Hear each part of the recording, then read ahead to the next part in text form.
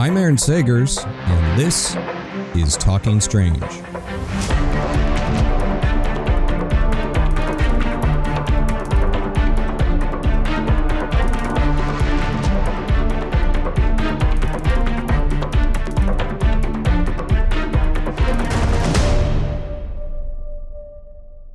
Hey there, spooky nerds, and welcome to Talking Strange, the Paranormal Pop Culture Show. As always, I'm your host, journalist, author, researcher of weird things, Aaron Sagers, also from 28 Days Haunted on Netflix and Paranormal Caught On Camera on Travel Channel on the Max streaming service. And hey, we are filming a 7th season currently of Caught On Camera, so that's pretty exciting. Keep an eye out for news on when that premieres, because I don't even know right now.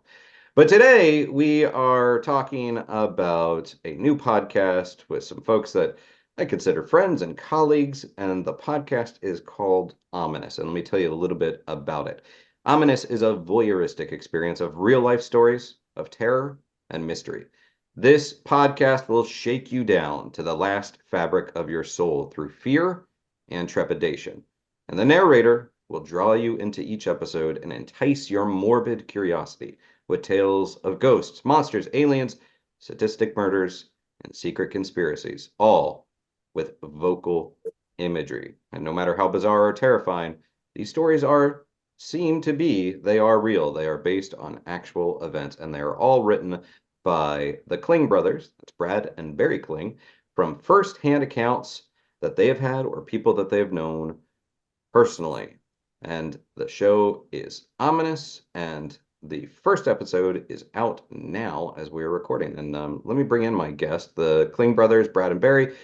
Been in the paranormal spotlight for 20 years. Texas pair were the stars of the original popular network show, Paranormal Show, Ghost Lab on the Discovery Channel, aired from 2009 to 2011. And since then, they've remained staples of the field.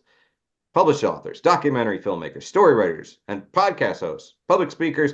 And it says they're known for their big-ass Texas personalities, although I almost read that as big-ass Texas personalities. So, and they're hell of great guys, and I'm going to bring them in now. Brad, Barry, thanks for joining me today for Talking Strange. And I'm supposed to say big Texas asses. Big Texas asses. Big Texas asses. They could go either way, you know. And the narrator of Ominous, who brings it to life in chilling detail.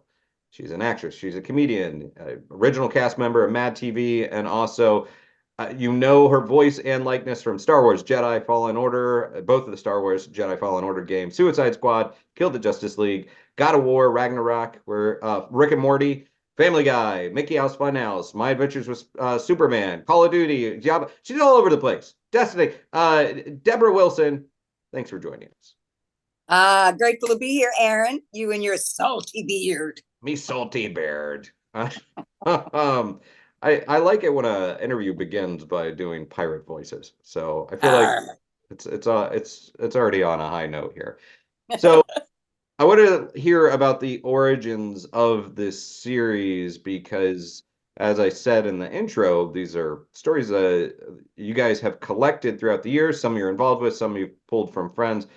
But at what point were you like, you know what, we've got a lot of stories. We could make a podcast out of this. Who wants to start on that?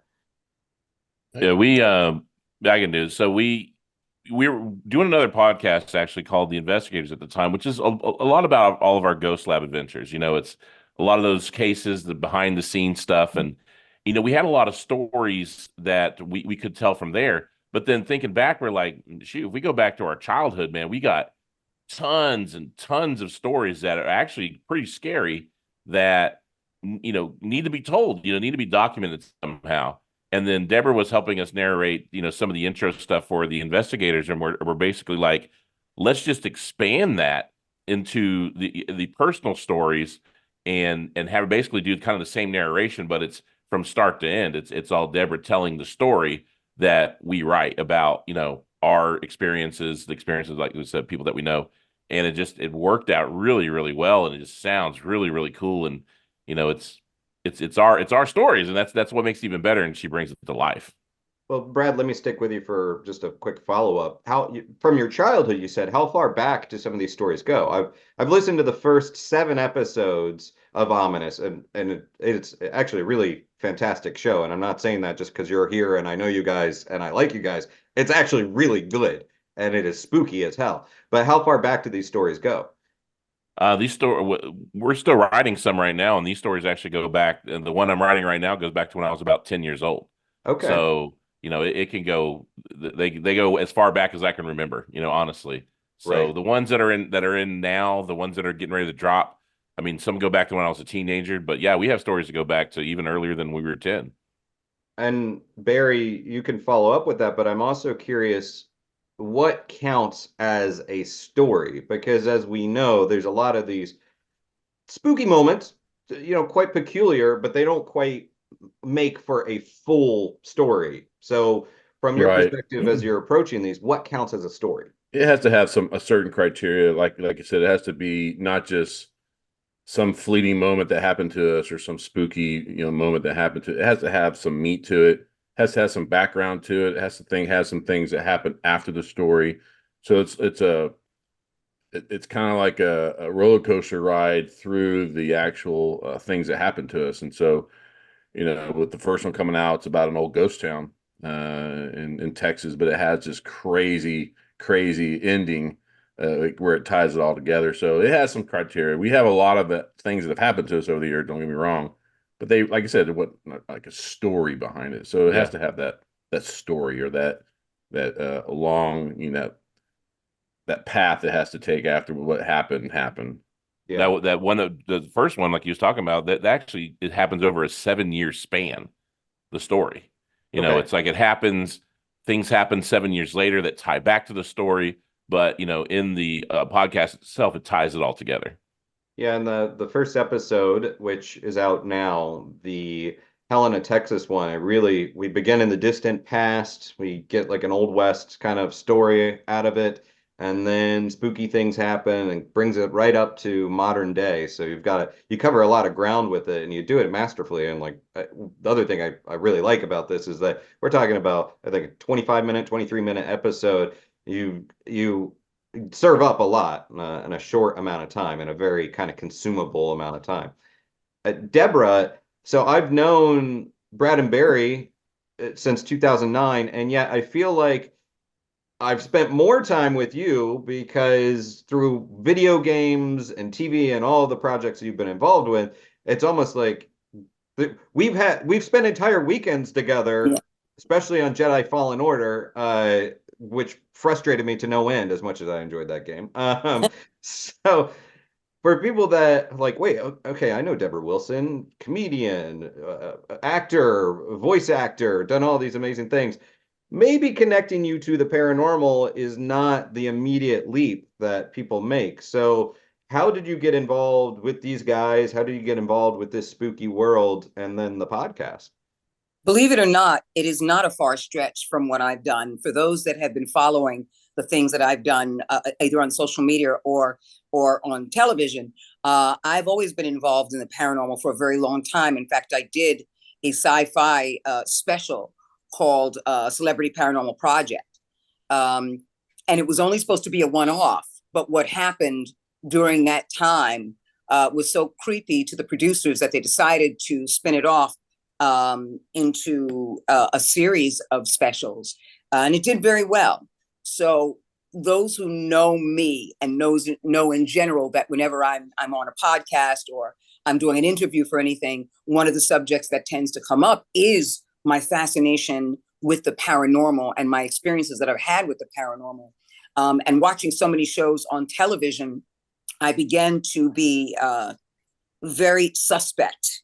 They became suspect to me because they became more about the relationships, the infighting, the infrastructure of this paranormal group more than it was what was actually happening. And so when you start researching the realities of the paranormal world, you can be sitting around for hours and get nothing.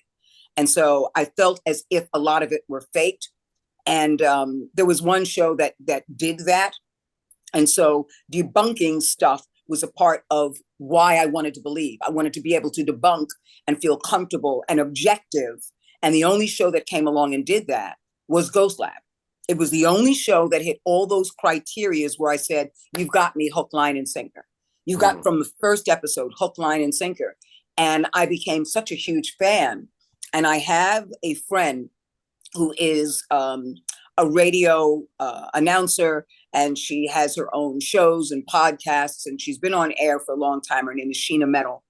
And she mentioned having me on one time on her show called The Haunted Playground. She mentioned afterward how she knew Brad and Barry Klinge. I lost my mind. And I said, please tell them I'm such fans. I just want to connect with them, whatever, if they're ever in town, or would you just let them know? We ended up connecting. I don't even remember how, but we ended up connecting. I ended up going to one of their events so many years ago in Waxahachie, Texas. And it just continued to steamroll from there. It continued to steamroll where I not only was learning from them and experiencing them in their home state, but it steamrolled into a friendship, a long-lasting friendship with them and their families. So it's a pretty great deal. This has been a great life for me, and it still is. And so I said, anything you're ever involved in, you ever need me, as I was transitioning more away from on camera to voiceover, I said, if you ever do anything on radio, podcast, anything, I do announcements in between. I don't care. I just want to be a part of anything you do, please. And when this came along, and initially when the investigators came along, count me in. Yes. Then they spun it off to Ominous, and I said, absolutely, yeah, anything you want. I just want to be a part of anything you do. And I get a chance to be a fan all over again by learning more information as I narrate. And it's just been, it's groovy, dude. It's just really groovy. I'm in a great place, and I'm so proud of this work. I'm more proud of this work than I think a lot of the voiceover stuff that I do. And I do a lot of stuff, and I love it. But I'm very, very proud of this. This is very personal for me because it's very personal to them, and they're very personal for me. So it all works out. And I'm sorry to say, I'm very familiar with your work, and yet the Celebrity Paranormal project slipped my mind. I guess probably because it feels, I'm starting to feel my age a little bit, how long these shows have been out there, how long we've all been doing this. But for those that may not have heard you on other shows, other podcasts, can you kind of sum up some of the experiences that you had on that show and before the show that kind of pushed you forward a little bit?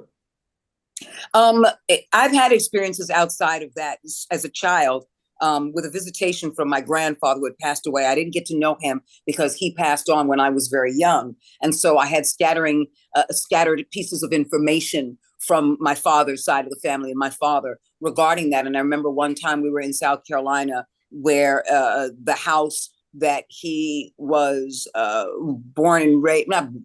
raised in, my father was raised in, and was my grandfather's house. One night while we were visiting, he had passed on, my grandmother had passed on.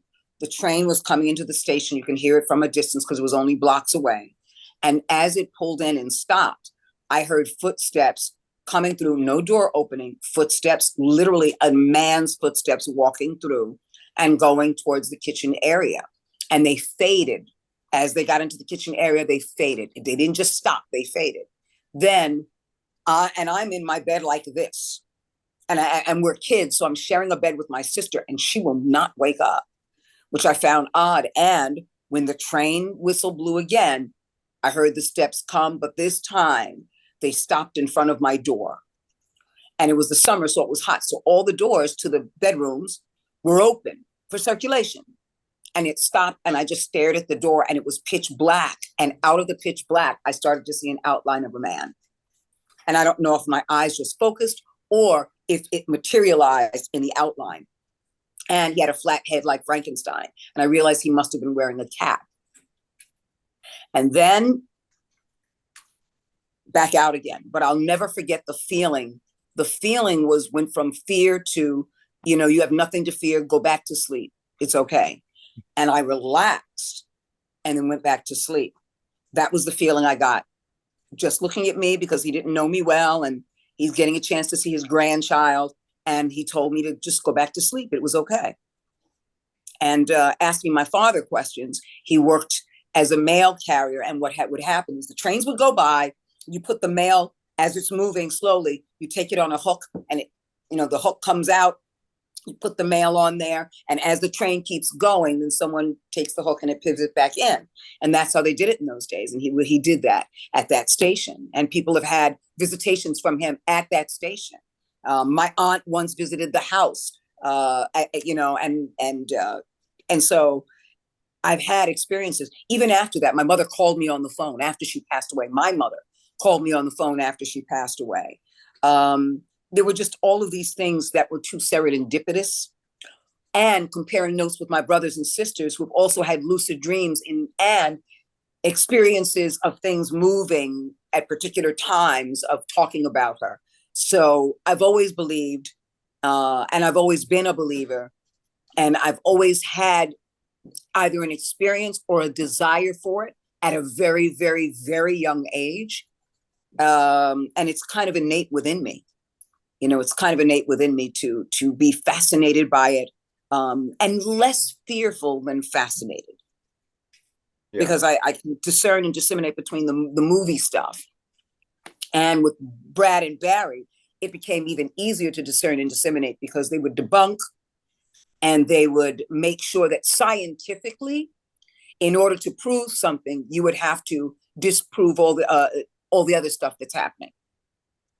With science. Oh, that's creaking because wood, cold and heat and all of those things will make wood expand and contract. And so I became even a bigger believer and more relentless in that pursuit because of them and the work that they've done. They've kind of set the path for me from the stuff that I saw that I pushed away to the stuff that I now accept because of experiences I've had with them and how they operate as a team. It's bar none. I've never experienced that with anyone else. Well, that's been 14 years now. We've known you for 14 years now. It doesn't seem like that long, but we have. Yeah. And yeah.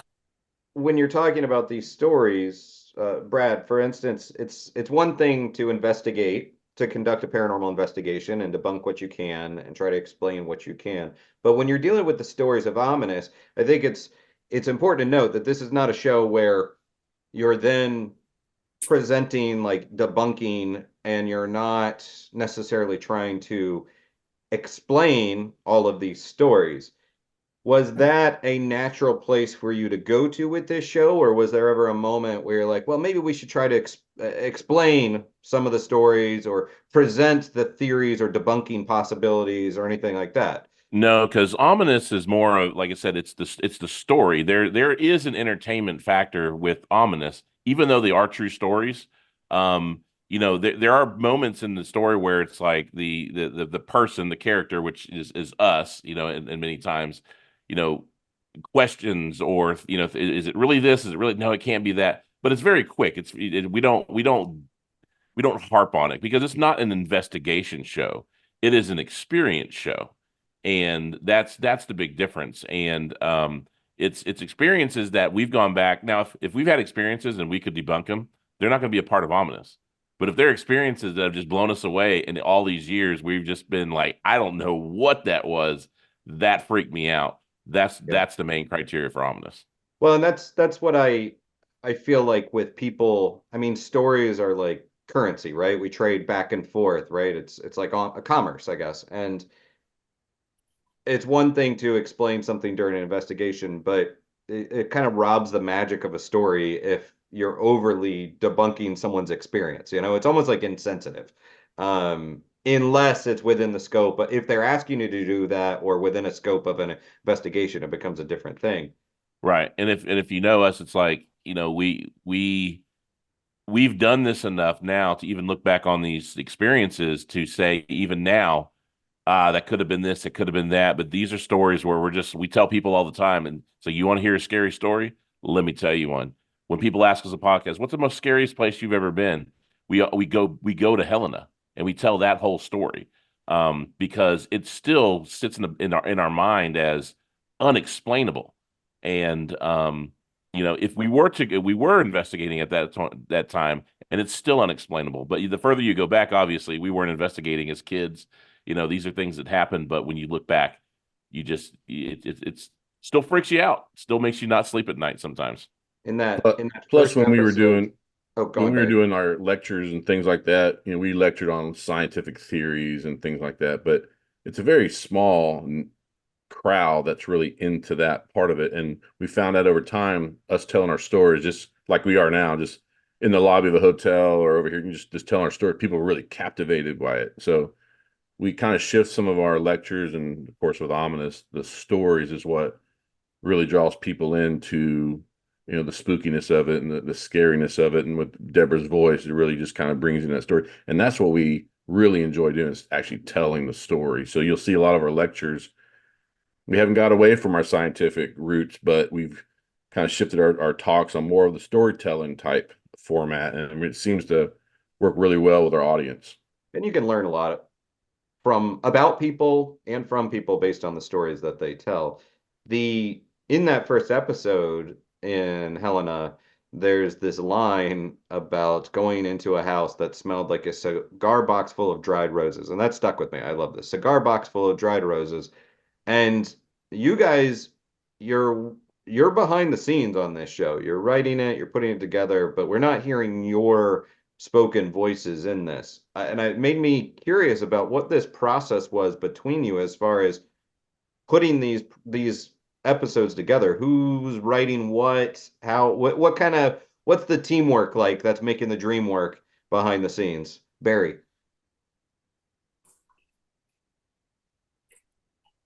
I take you off mute. My sister just got here and she's got a lot of kids and they're loud. So it's like, shut up. The process is actually pretty easy. Brad writes most of the stories. I help out a little bit. I'm not the big writer. I'm more of the setting up podcast, the kind of the personal part of the operation. But Brad writes them. He emails them to Debra. Debra and Brad kind of get on the back and forth about how Debra should say this or what Debra thinks that she say that way. So it's a working document for a while as she doesn't just record it and then here you go. It's a working, like, to get it perfect. She records it, she sends to Brad. Brad actually puts some intros and the music and the more the editing part to actually make the story come to life. That's it. It's pretty simple. Debra does recording right out of her apartment. She's it's real I have a easy home for her. studio. So it's actually a very, very simple process. Is there a moment you can share, Debra, where perhaps you've pushed back on Brad's writing and you're like sort of That's a whole nother podcast. podcast. Quoting No, Harrison it's Ford actually to George Lucas, like, the you can writing write is this stuff, but you can't speak it. no, the writing is amazing.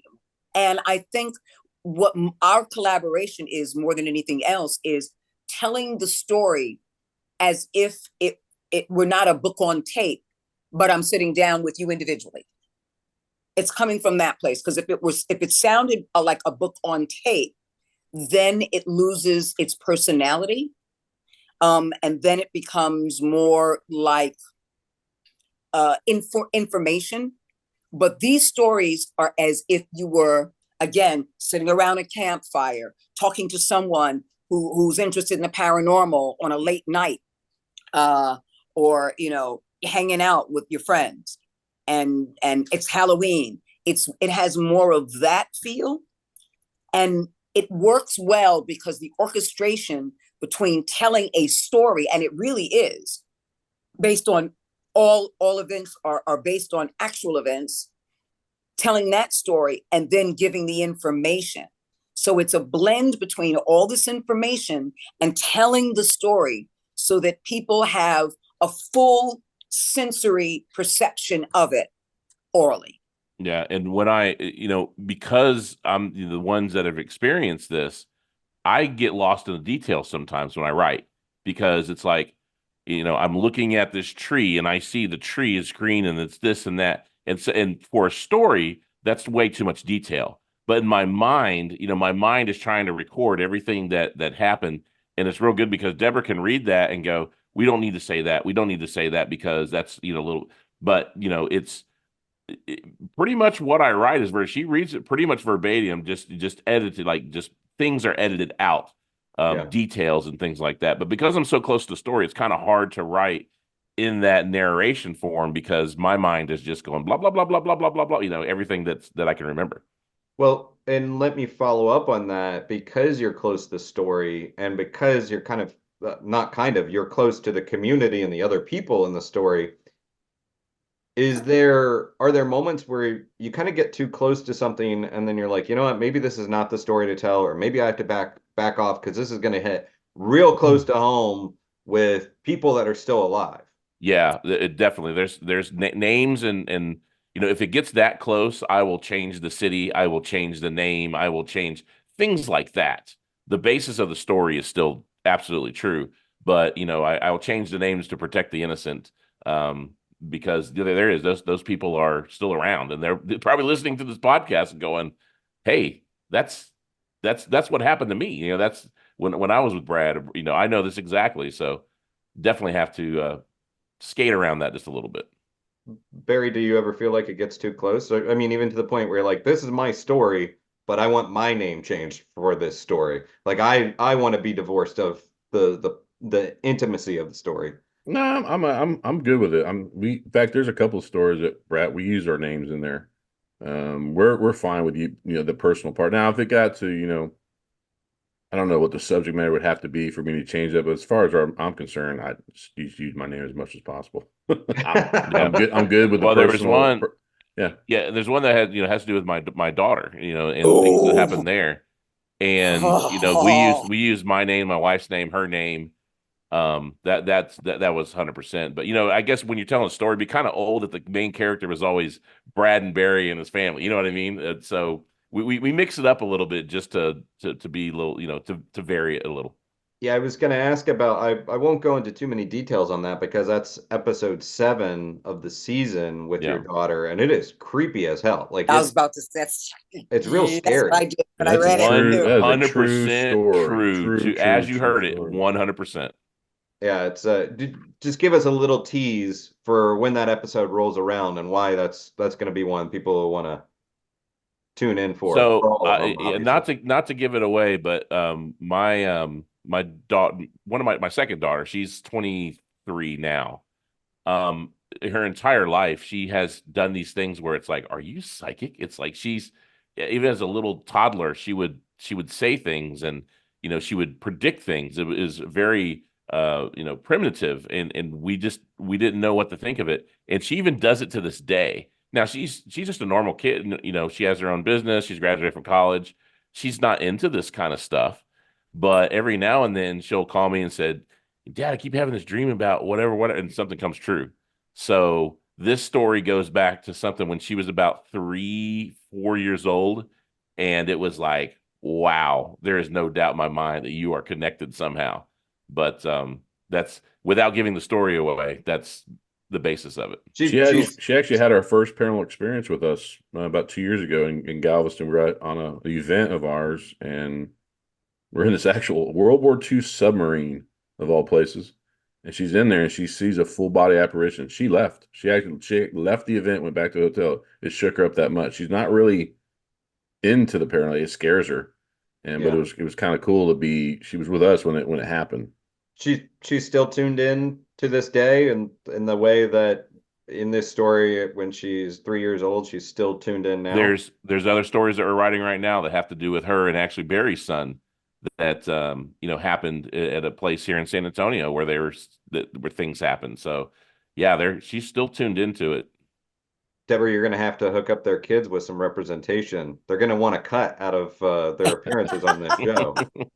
And they would just it. I pay for their cars. I pay for their college. I pay for this. So they're already getting a cut. Yeah, they do what we say. So that episode is creepy, and it's also, maybe one of the good reasons that I don't have kids, because I'm pretty certain I would have like the red rum kid, that would creep me out. And I'd be like, no, sorry, this relationship isn't working for me anymore. I don't know. Kids can be creepy. Sorry. Debra, there's also an episode which is, I forget which number it is, but it's in the school, and some some disturbing things are happening in this new building. That really is. I had to stop recording.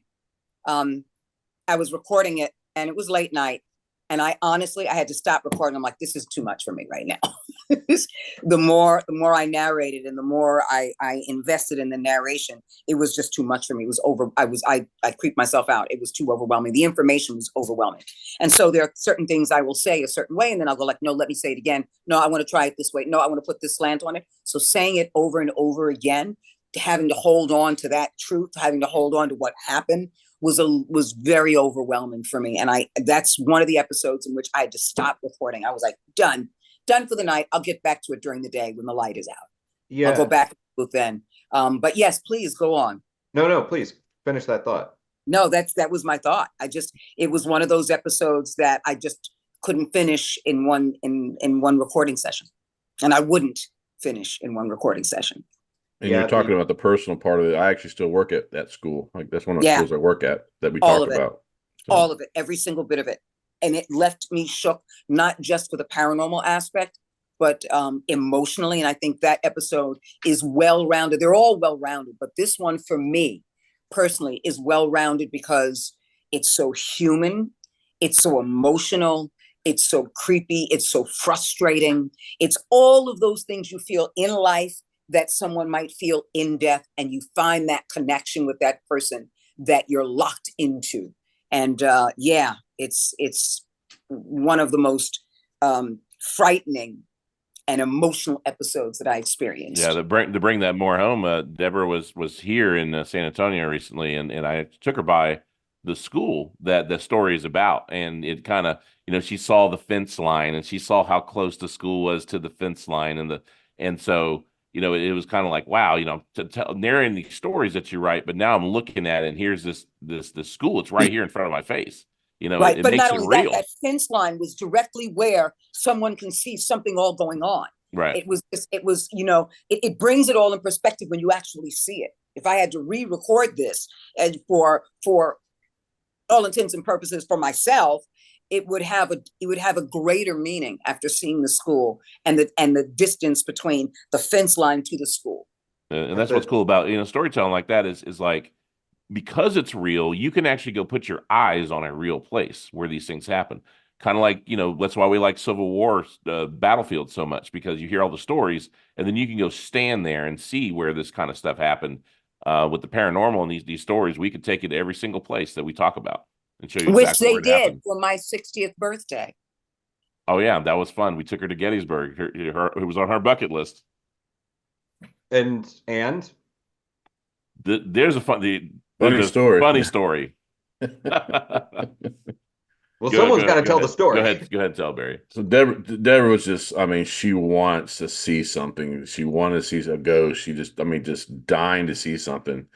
And we just just when you're trying to look for something in the paranormal, a lot of times it happened. It just the whole weekend, just no experiences. Well, it was late at night, and she was going to turn in and go to her room and kind of chill out and go to bed. And me and Brad, we went down to the local gas station, got our late night snacks and whatever. So we're driving back, and it's probably midnight, coming down Baltimore Street there in the middle of Gettysburg. You've been there, I'm sure.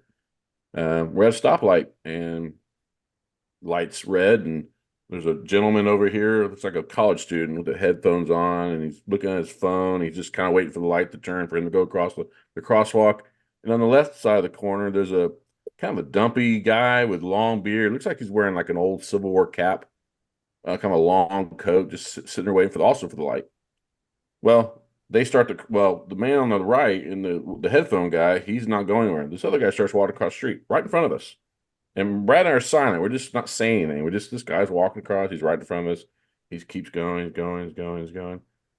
He's getting to where this guy in the headphones, he doesn't recognize he's coming right at him. He's about to hit him. I mean, they're about to collide. And we're waiting for this moment to happen, to have a big, good chuckle about it. The man literally looked like he walked through the man with the headphones. He got about 10 feet on the other side, and he melted, disappeared into the environment. We watched right in front of our eye. We were watching this whole thing happen in the middle of downtown Gettysburg at midnight, and this whatever it was just disappeared. And if Debra went with us to go get the snacks, she was with us. She would have saw it. But it's things like that. And we came back and she was just like, "Oh my God, I knew I should have went with you." She was just PO'd about it. But you have no idea. And on top of that, Aaron, it was the last day of our trip. So the next morning we were leaving. They were leaving to go back to Texas. I was leaving to come back to LA. And so it wasn't as if there was another opportunity. So I was like, and this was my 60th birthday gift. And I was like, oh. I've seen a lot of crazy stuff. I've doing this job, but I have to say, as far as Gettysburg frustration, I have that in spades because I've been there many, many times and little weird things happen, but I've never had that big moment in Gettysburg that it seems like everyone else has. So when I hear this story, I'm being filled with envy right now because I haven't had that Gettysburg apparition story that everyone else seems to have. Oh, they didn't tell you about the gunfire that they caught, and I didn't. oh, we it's story upon story. We caught gunfire. We caught the rebel yell on audio. We went to Antietam as well with Debra, and she actually went out like in the bloody cornfield by herself and recorded herself. She was laying down. She was laying down in the cornfield. In Little Round Top, she found a small little cave with rocks and actually crawled in there and sat there. She really did all she could to experience something, and she possibly could have. She just didn't recognize her, or maybe something was caught on her audio. But yeah, we even tried air cues. Yeah.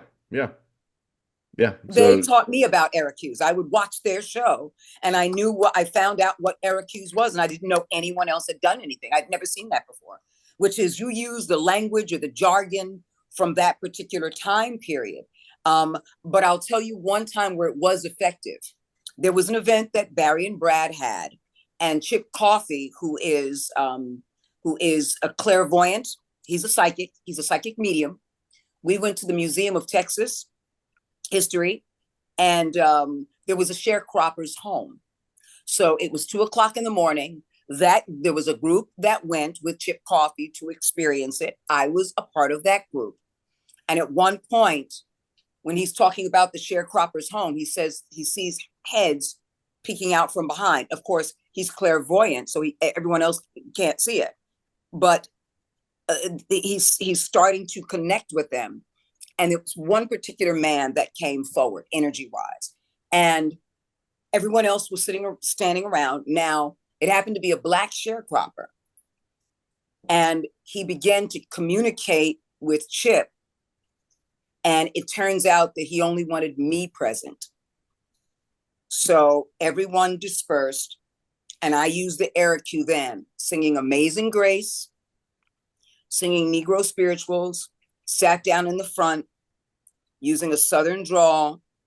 And after a while, this was 45 minutes long, after a while, the chair would rock.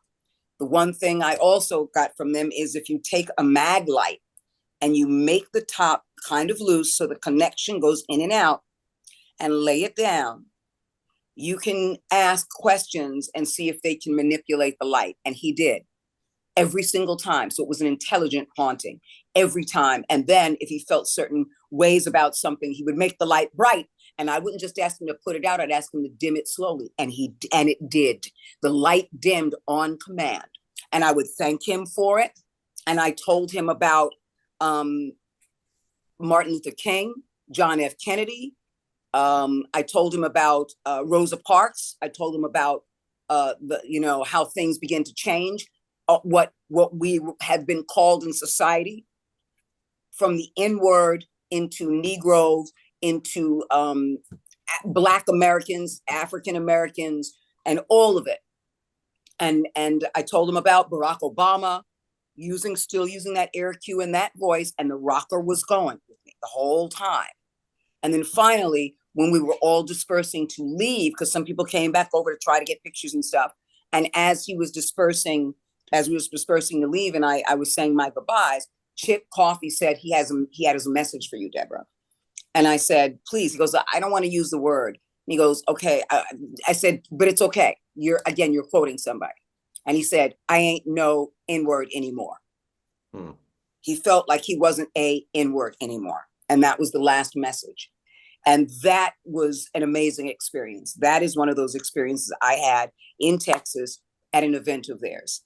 Yeah. And it's always, I think, really important. I mean, I think the way the paranormal industry, or at least the events and whatnot, and I think way fandom has evolved is I think and I hope that this emphasis on humanity towards, whatever we're dealing with is something that a lot of people have kind of picked up on, instead of just showing up and like, you know, talking to a potential ghost like it's a dancing bear, like, perform for me, instead sharing and being human in that experience.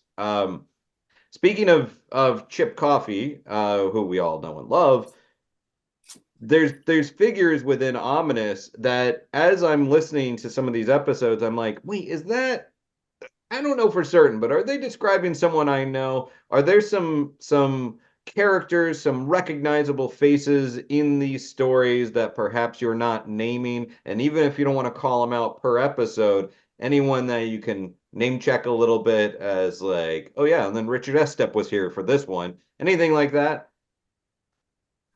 Trying to think of the episodes. I don't think there's any. I don't think you would know anybody that's involved with these first ones Yet. Yeah. There Yeah, will be. There will be. There will be. But Is yeah, the there ones one that in are the can, particular? yeah. If you name it, I might remember, but I don't remember off the top of my head. Okay. I'm gonna be listening because it's like it's become a bit of a mystery for me as I'm listening to these episodes. Be like, wait, is that who I think it might be? But and then similarly with these stories, for instance, Barry, the story that comes out of the school that you've worked at, this ghost story, it's not as if there's always that neat conclusion, as I kind of said earlier. There stories that could be a part two of, such as where the activity seems to be continuing and it's not over yet. Yes, for sure. Yeah. So I don't know about that story. There are some other details that we haven't gone into on that story, but there's other stories that the story still, we might have wrote the story, but the story's still going. We kind of stopped at a certain point, but it's still going, which we need to write about. Yeah, there's a lot of 2 or even 3-parters in here. Yeah, there's Especially murder Gettysburg would be another one. That's Gettysburg. There's murder several. investigations that missing persons Missing cases. persons. I mean, There's all sorts of stuff. Yeah, and there's the stories are still being written, literally. Mm-hmm. Deborah, from your process working on this, are you directing yourself? Are you getting input from the guys and then doing another track? Obviously, you're an old hand at this. You've done this for a long time, but still, even Stephen King needs an editor, right? Like, so how is the voice direction for you, the narration and the production for you? Are you doing it yourself? I'm doing it myself because the main reason is because they trust me. That's the main reason. The second reason is because I begged to do this. And so it means a lot to me because it means a lot to them. And so being that I do this professionally, and being that I love the paranormal, and being that I love them, it was important to make sure that they were getting what they wanted from it. Had they said, this is not the direction we want to go in, whole different story. But I trusted that what I could bring to the table, because I wanted to put everything out there in a way that would make this podcast live and thrive the way this podcast would be told, in terms of you getting creeped out, not trying to make you creeped out. That is not the place, because then that would be unfair, unprofessional, and manipulative.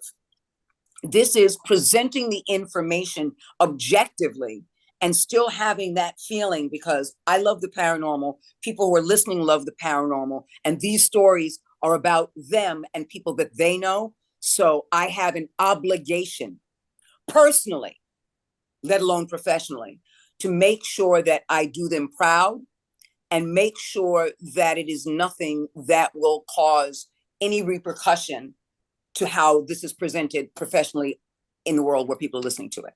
So Well, it's a lot riding on my shoulders in terms of that, because the intention is, I love you guys, I beg to do this, and therefore I have to show up and show out and make sure that you're getting what you want, with me being as particular and meticulous as I can without manipulating the fear, but just simply telling the story in a way as if I'm sharing with only one person at a time. Yeah, it feels very intimate, and it feels like a journey. Each episode is a contained journey, and obviously having such a masterful storyteller walking us through, taking us on that journey is incredibly important. Everything that I do is storytelling. I don't care if it's video games. I don't care if it's narration.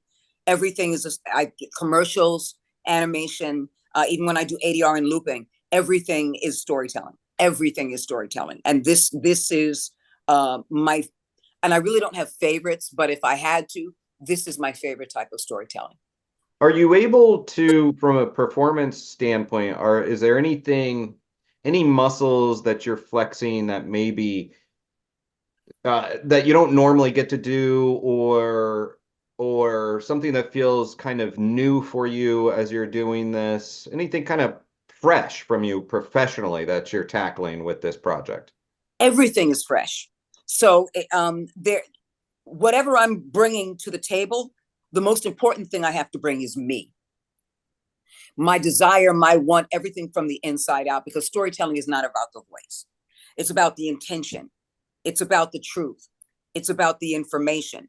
It's about your feelings about that information. So it's always fresh, as if everything is. When you wake up the next day, it's a whole other day. You're not going to repeat the same thing in any particular way. Even if you're having the same breakfast or breathing the same air, everything you do is in that moment. And so for me, in telling a story, I am in the moment of that thing. That's what makes it fresh. It's not pat. It is not, I've done this before, I'm doing it again. It's always, every story is extraordinary because I'm having an experience of it. And that's how I want and hope and pray that the audience will feel that they're having an experience, so that when they listen to it the 50th time, after listening to it the first time, they still feel engaged and involved, and they're bringing their sensibilities to it, as opposed to me doing that for you. I can't, because that's manipulative. But if they get a chance to bring their sensibilities to it, their feelings to it, that's the kind of podcast that they're going to share with others, because they're going to buy into it. Speaking of fresh and remaining fresh, Brad and Barry, you guys have been out there for a while in the TV scene and in the paranormal world. Maybe we're not the freshest folks out there, but that said, how do you keep the paranormal kind of fresh for you? And how would you say the paranormal has evolved over time for you personally? Brad, why don't you start on this one? Well, it's funny because we go back and we look at, before we had Ghost Lab, and this is back in like 2006, 7 era. We were, Barry and I did a podcast. We came up with a podcast, and we call it The Cold Spot. And we're actually revamping that podcast, and it's pretty soon. It's called The Cold Spot again. We're going to come back out with it. We've done events before, anyone known us. We've done, obviously investigations. So we genuinely like the paranormal. We like doing this stuff. We like filming things, and we like telling stories, and it naturally keeps us in. We're not in it for the wrong reasons. If you say, we're not in it to be famous. We're not in it to, have attention. We're in it because we want to be in it, whether one person watches us or, a million people watch us. And I think that's testament for the fact that we've been off network television for 14 years now, and we're probably stronger than ever right now with the things that we're doing, and still traveling around the world. We're going to Australia to a big giant thing in Melbourne and Adelaide over the summer. They have a huge fan base out there, and it's just us doing what we like to do. So it makes it really, really easy. Well, let me press you a little bit more, and I don't question anything you just said, and I know for a fact, interacting with you guys, working with you guys, that you do have a true interest and enthusiasm in this, and a curiosity. But that said, let me press you. How has it evolved for you? The notion of the paranormal, what we think about what's out there or what's going on out there, how has that evolved for you? Any kind of new ideas or paradigm shifts or anything that you've experienced with the phenomena itself to make you think about it differently? Maybe in the fact that, when I got this experience when I was 17 years old, that threw me headfirst into it in Gettysburg, the whole filming, back in 1990. That was when I knew that this stuff existed, and there had to be some sort of scientific reason because, I caught it on magnetic tape. It was in the daylight. Why is this stuff happening? And Barry and I were given the opportunity with having a television show with these giant budgets to take us to these awesome places, to have equipment developed specifically for what we're thinking, that we wouldn't have had the opportunity to. So now we were actually able to quantify evidence based on certain environmental situations. And it helped us further, it helped me and Barry as well, further in our mind to say that there is a scientific reason for this. It's not all about, voodoo and magic and all this kind of weird stuff. It's predictable in many cases, and we've proved it time and time again. And that has changed. It's no longer an if, but we're kind of, I don't want to say cocky, but we're kind of getting to the point where we're saying we've been out there, we've been there and done that enough to see that there is data, there is patterns, and it can be predictable. That said, it's worth highlighting the fact that these stories and ominous cover a lot of ground. We've got these ghosty stories, got these strange things, entities that are under locations, black-eyed kids, covers, from what I've heard, aliens, covers a lot of territory so far. And I'm interested to find out the other things that we have in the rest of the season. But Barry, I'm going to throw the same question to you. How has the notion of the paranormal or a phenomena evolved or changed for you? Well, I'm gonna give a little different answer. So back when we filmed Ghost Lab, the whole network thing and the whole, all the just the busyness of it and the business part of it, I think the taboo part of, like, when we first got into ghost hunting, you told somebody, "Oh, I'm a paranormal investigator." Go, "You're what?" They're really interested, like it's really exciting. Now it seems like nowadays it's just a matter of fact. It's just like, yeah, my brother's cousin's on a ghost hunt team. I've seen 20 apparitions too. It's just really not special anymore to me. And so Brad and I, we really struggled after we filmed that hiatus for about a year or so of making it fun again. And so that's my most important. It has to be fun. I have to enjoy it, or I'm not going to do it. I'm not doing this just, we're not making money at this. We're not. It's like, I want to be able to do this and be honest to myself that it's fun. I enjoy it. We love doing events because I like just hanging out with the people that want to hang out with us. And you've been to our event, it's very personal. It's very one-on-one. It has to bring the fun back, and it has. Like the last several years, it's only me and Brad. So like we were actually going to be filming a new little YouTube show. It's just us two investigating. There is no camera crew. We are the camera crew. We are the audio crew. We are the producers. We are the editors. It's just us, and it's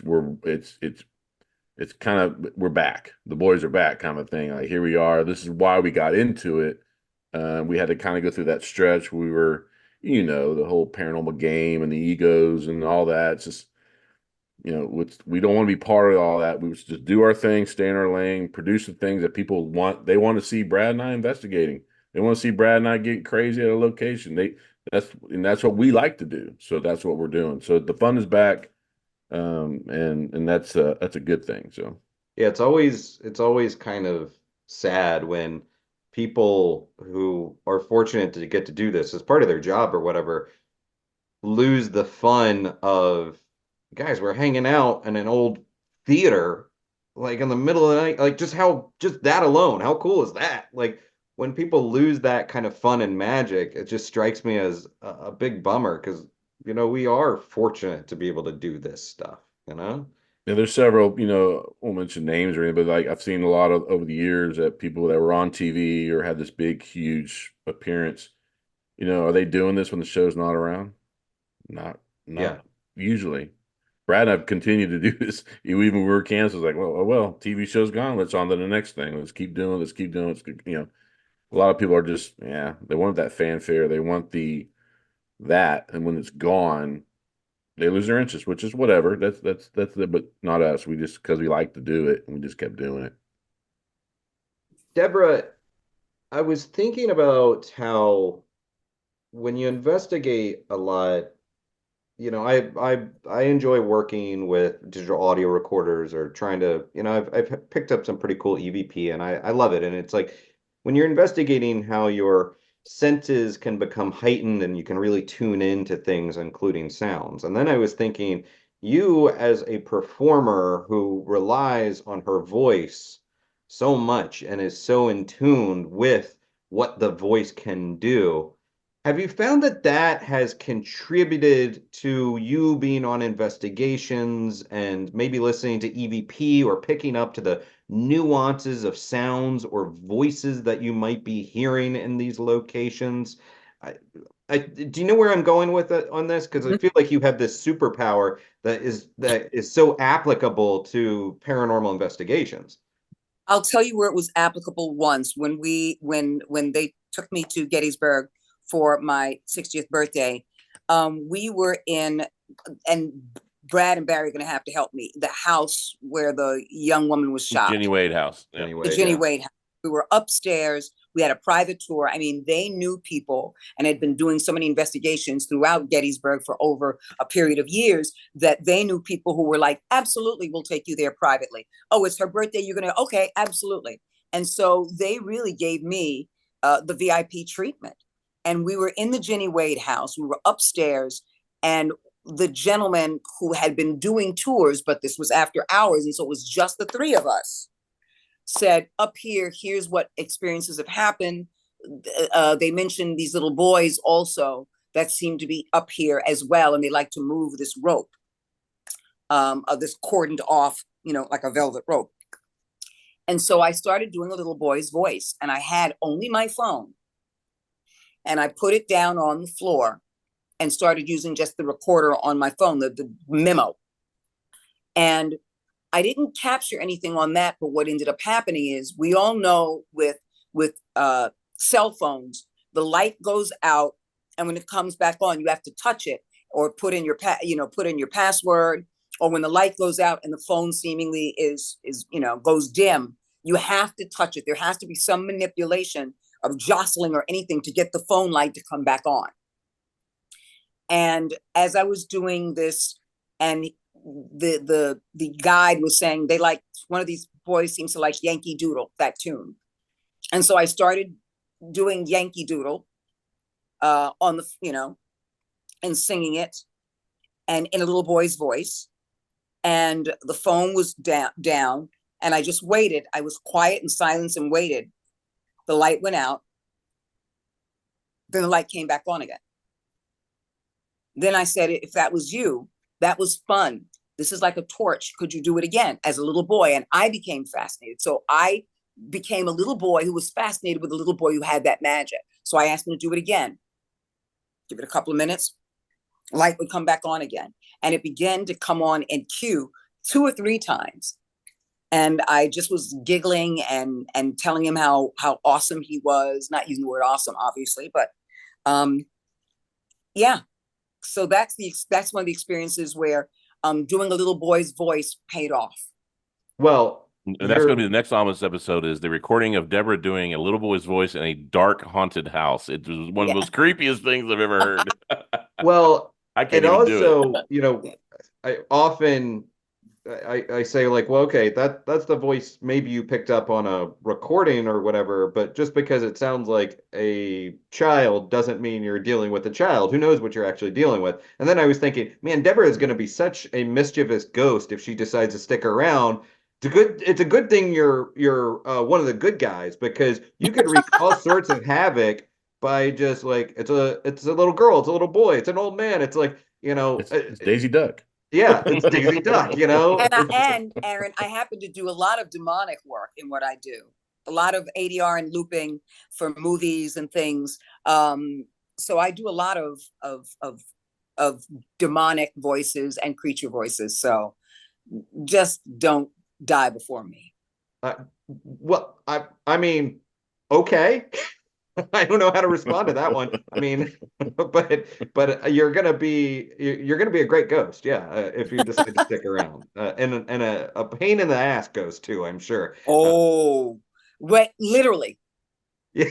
Wait, literally. in as much as you can say, like, have there been any creepy stories that have come out of the sets that you've been on, Yes. recording Studio. any booths or anything? Oh, absolutely. In the studios that I've been in, when I was on MADtv, we were working in an older studio. It was like Desilu Studios. Oh, okay. Yeah, and it was older. And there were loft above the second floor. There were loft offices that were on the stage itself, and there were 3 of them. And I went into one, and I was fine. I went into another, and I was fine. I walked into the third, just was like, oh wow, these are loft offices, and they had just moved in, meaning the MADtv. Certain people had just moved into those offices, and I walked into another one, and I immediately felt this sorrow and this fear, sorrow and fear, sorrow and fear. And I told myself, again, for me, debunk it. Is it a sex demic? What are you thinking? What happened before you walked in? What were you thinking? Okay, I just wanted to come up and say hi. Okay, so now go back downstairs, come up and say hi again. Your mind now, recenter your mind, refocus your mind and your intention. I'm coming up to say hi. Okay, walk into that office, third one, the third one I went into again was even worse. I broke down. And the more I let myself be vulnerable and be in that pain space without trying to fight it off and just accept it, what I got from that space was there was a woman who was taken up there for sexual activity, and the man got out of control and she was beaten, brutalized. And I can feel her her sorrow, that she believed in she was naive and believed that this was going to help her get into the entertainment industry, meet men, but this person was brutal. He got off on beating women. And I went to his name is Pat Davis. He ran the whole lot. So he knew the history and everything. And I asked him about that. And there were secret entrances underground so that to get into the studio, you weren't going to have tons of fans around you. And they had a bowling alley down there. They had a club setting down there. It's been cordoned off. It's been closed off since then. But that was a secret way to get in. And that in the studios, they had these areas where the executives and the stars could take these ingenues to do anything with them that they wanted. And these ingenues knew it, to play the game, but never expected to be brutalized. Always expected, okay, this is sex, but I know it's going to help my career. I want to be a studio. I want to be someone. I want to be a part of someone's studio. I want to have a contract. But this woman was brutalized. And so I found out that that section of the stage and the upper loft areas were where men would take women. Stars as well. Not just executives, but stars as well. So unfortunately, horrible and yet cliched story at this point in the industry. Brad, is there a point where you start bringing in some of Debra's stories into episodes of Ominous? No, I'm going to answer that one for him. No. Everything is game. If you're close enough to us, like I said, some of those ones that you listen to, Aaron, those aren't like the golf course one. That's a really good friend of mine from college. So that story he told me. But there are people that wouldn't lie to you, that you have to believe them. I'm writing one right now. It's a demonic possession thing, believe it or not, that we were told from people who production company that knew us from Ghost Lab, that that they would not lie to us, and just the way they told us this, it was so unbelievable. It was so, and then because we know these people personally, now I can read a story on Reddit or something and write an ominous story, but there's nothing to that because it's not close to me. I don't really necessarily believe it because didn't happen to me or didn't happen to someone who is just one heartbeat away from me, and that's it. So if Debra had a story, that she told, it was really cool, I would say, hey, let's get that on paper and talk about it. But if she doesn't want to, she doesn't want to. No. And the reason I say that is because to veto that. I definitely would veto that completely, because the stories that are coming, what makes it interesting and what makes the narration, I believe, work is that I am continuing to be the fan. I am continuing to be the listener as I do this. So I'm not just doing with it with a professional mindset. I'm doing it with like, oh my God, mindset. And so that's the kind of energy I want to bring to it, so that when somebody's listening to it, they have that kind of mindset, like, wow, because that's my mindset when I'm doing it. It's not all, let me be professional and let me think about those things. Yes, I obviously that needs to be done because this is a professional podcast. But my main reason is because I knew from the very beginning, if they ever did anything where I could use my voice, my intention was to really tell the stories, find out about these stories firsthand by doing this and reading them for the first time and having my emotions and feelings drive the reality and drive the truth. It wouldn't happen if it were me, because I would lose the objectivity. Right. Barry, tease out the rest of this season for us and the kinds of stories that we'll be encountering across these 10 episodes. Gee, we got more schools. We got more like investigations we've been on in the past, even before Ghost Lab. This stuff, like I said, Brad said, goes way back when we were kids, all through Ghost Lab, before Ghost Lab, after Ghost Lab. We got definitely more schools coming, creepy stories. We have what's your favorite? My favorite so season, far. Barry? My favorite so far actually is probably the school. Because in fact, I even told Brad when Brad wrote it and Debra recorded it, he sent it to me to listen to. And I've heard the story a million times. I mean, I worked there. And man, I was getting chills just listening to Debra say the story that I've heard 100 times. So I think the school is my favorite so far. They're all good. They're all good. But the school, I don't know if it's just because it's somewhere I work, but just the way Debra told it, it just put it in a whole different light. And it really, like I said, you've listened to Debra's voice. It draws you into that. I mean, you were there. I mean, that's the cool thing about Ominous. That's our point. We're trying to bring you into the story. You're sitting there at the school watching this. You're sitting there at the old ghost town watching this unfold. So that immersion in the story, that is our goal.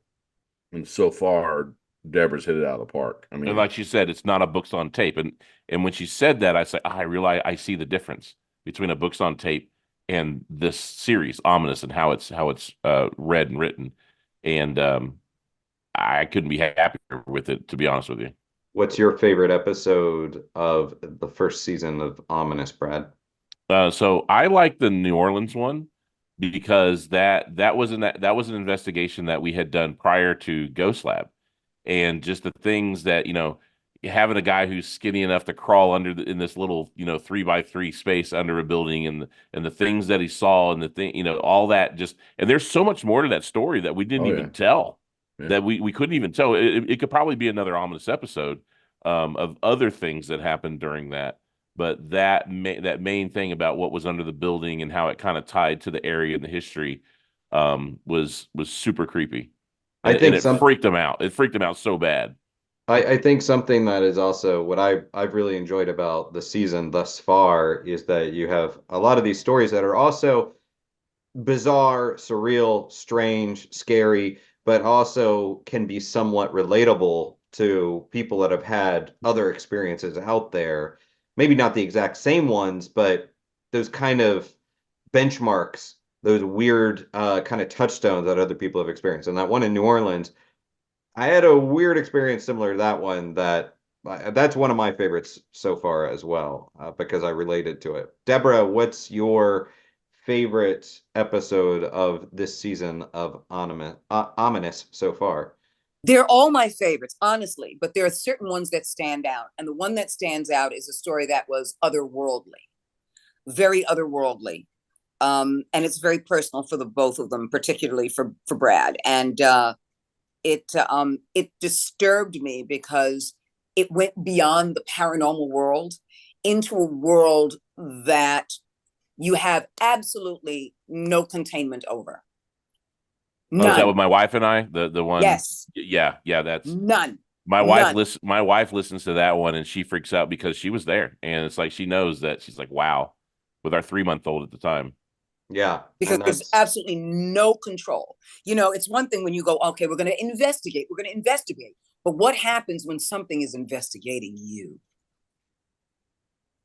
I mean, yes, you nailed it. I feel like we should just stop right there. Actually, we should wrap up, I guess, but Before we wrap up, that was a great button. I'm gonna implore both Barry and Brad, as well as your audience, everyone out there. I know that they've talked about not doing the investigators again, but I want you to start emailing. I want you to start doing whatever you can on social media, because it was such an amazing podcast. And I think with this twist, it would really work. I think with the stories and the narration at the very beginning, if they just did literally a Q&A after that with people calling in, I think that this has a life that would blossom, bloom, grow, and become abundant in so many ways.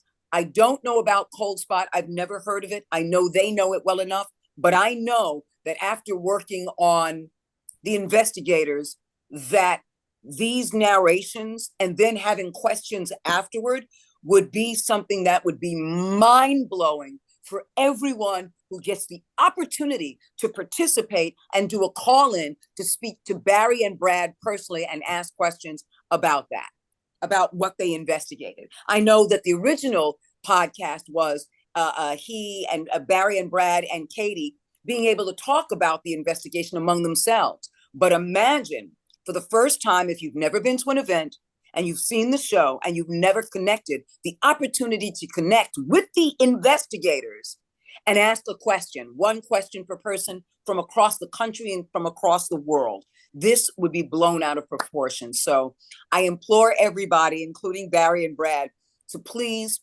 ask about the investigators, have its resurgence, and become a participant in it if they are willing. So I guess we got to do it now then, Barry. Huh? So you're making my life freaking busy, Debra. Come on. Well, I'm sorry, but it was another genius show. It was the one that came before. In fact, when they picked me up so that we can actually go to Antietam, when they picked me up from the airport, all I could talk about was, okay, what happened then? Okay, but what? And so I had them in their vehicle, and literally, they were hostage. They were hostage because I would say, okay, but what happened? Okay, but you said, okay, but what happened? And how did that? And it was that's the first thing that came out of me was like, okay, and all of these questions about these various episodes of the investigators, and I wanted to know more. And I held them hostage in their vehicle as we were driving. And so if that can be with someone who's listening to it, and I recorded it, imagine fans who have never, from across the world, like Australia, across the world, who were like, I have a question about that, and one question per person for that episode. And if you miss it, come on, those people would call in for the next episode, the next episode, the next episode. And I think it would be great because it would just be the two of you answering questions. You don't really have to do any heavy lifting, and you would do it for the fans. Well, if you want to listen to those, you can actually go to our YouTube channel. Those investigator episodes are on our YouTube channel, the Klinge Brothers channel. I think there's 17 or 18 episodes. And what's cool about the investigators is, so Debra does the intro, but you actually get to hear her use her character voices. So every episode, we do an episode about pirates, Blackbeard. It's her as a pirate. It's about a hillbilly setting in West Virginia. She's a hillbilly. So it's like you get to see her, more of her character talent than the narration part. But it was a cool podcast for sure. And we'll kick it around. We'll kick the tires around on that. Yeah. Brad's starting to call me here today. Hey, guess we're doing investigators. What do you want to do? I honestly think it's brilliant because people would want to call in. And so even though I did the narration, I still had questions. Yes, I got immersed in it. And yes, I did these character voices, but the stories are so amazing that you can't help but have questions. You can't help but have questions. And that's what I did when they took me to Gettysburg when we first went to Antietam. I had just had questions and questions and questions. And what about this? And what about this? And what about this? And I figure if I have these questions after listening to these, and I recorded it, imagine people who are listening for the first time and they go, listen, I've been going to your website and I've listened to those, but I've always had questions. I'm sure that there are people who are chomping at the bit who have questions and had no way to connect. Well, with that setup, let me ask across the board, Brad and Barry, how can people keep up with you, keep track of the work that you're doing and the projects on the way, and even reach out with their questions? Take it from there. Klingebros.com, KLINGEBROS.com is our main website. Has everything that we're doing. Obviously, there's a contact page that sends us an email if you want to get in contact with us. OminousPodcast.com. It'll take you to the Ominous page where we're going to link all the episodes as they come out on PRX. They'll be linked one at a time as they're dropped. What else do we have out there? Oh, our YouTube channel, the Klinge Brothers channel, basically has everything that we've ever done as far as our own home videos, funny things, random things, investigation, documentary series. All the podcasts that we've done are out there. So that's kind of our main, this is where you can see everything that we have. And just to look forward, we are back. We got equipment actually showing up at Brad's doorstep from Amazon as we speak. We're actually going to be filming a new YouTube show, Brad and I Investigating. Mainly places here in Texas. We actually have a contest out there with our fans to title the show, name the show.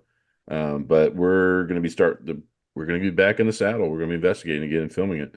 Right. So that's coming here probably in the summertime. You'll probably see that start coming out. So watch this space, or watch the Klinge Brothers space. And Debra, obviously you're always very busy and always up to some other incredible project. Anything that you want to hype, promote, and tease in addition to Ominous? Nope. I just want to let people know that Ominous is going to be an amazing journey for everyone who listens. And I look forward to the fans, the Klinge Brother fans, getting together and hyping this up themselves on your social media account and everybody's social media account. I'm here for my brothers.